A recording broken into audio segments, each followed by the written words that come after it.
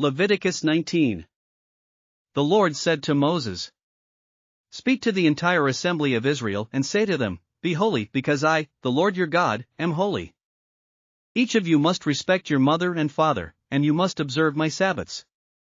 I am the Lord your God. Do not turn to idols or make metal gods for yourselves. I am the Lord your God. When you sacrifice a fellowship offering to the Lord, sacrifice it in such a way that it will be accepted on your behalf. It shall be eaten on the day you sacrifice it or on the next day. Anything left over until the third day must be burned up. If any of it is eaten on the third day, it is impure and will not be accepted. Whoever eats it will be held responsible because they have desecrated what is holy to the Lord. They must be cut off from their people. When you reap the harvest of your land, do not reap to the very edges of your field or gather the gleanings of your harvest. Do not go over your vineyard a second time or pick up the grapes that have fallen. Leave them for the poor and the foreigner. I am the Lord your God. Do not steal. Do not lie. Do not deceive one another. Do not swear falsely by my name and so profane the name of your God. I am the Lord. Do not defraud or rob your neighbor. Do not hold back the wages of a hired worker overnight. Do not curse the deaf or put a stumbling block in front of the blind, but fear your God. I am the Lord. Do not pervert justice, do not show partiality to the poor or favoritism to the great, but judge your neighbor fairly.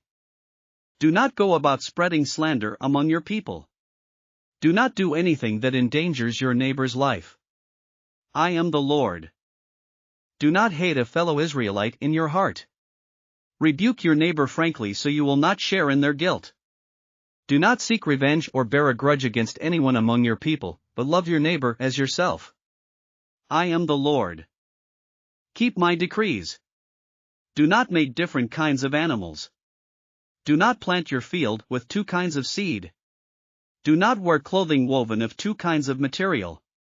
If a man sleeps with a female slave who is promised to another man but who has not been ransomed or given her freedom, there must be due punishment.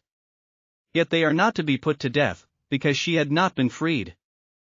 The man, however, must bring a ram to the entrance to the tent of meeting for a guilt offering to the Lord. With the ram of the guilt offering the priest is to make atonement for him before the Lord for the sin he has committed, and his sin will be forgiven. When you enter the land and plant any kind of fruit tree, regard its fruit as forbidden. For 3 years you are to consider it forbidden, it must not be eaten. In the 4th year all its fruit will be holy, an offering of praise to the Lord. But in the 5th year you may eat its fruit. In this way your harvest will be increased.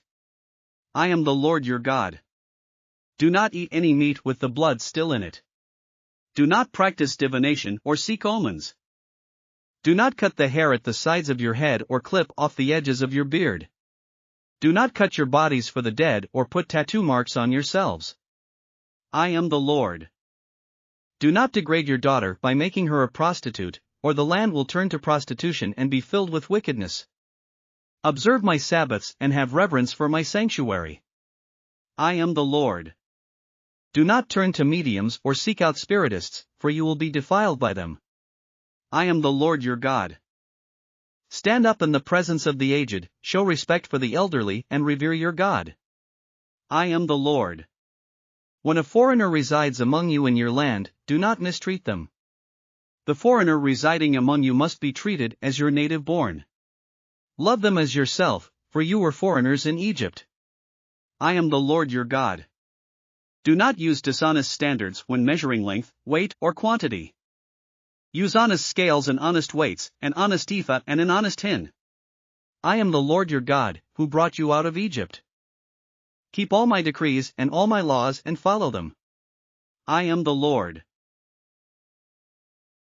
Thanks for listening to another chapter of the Bible. At My Faith Fuel, we believe a good coffee fuels your faith and energizes your day.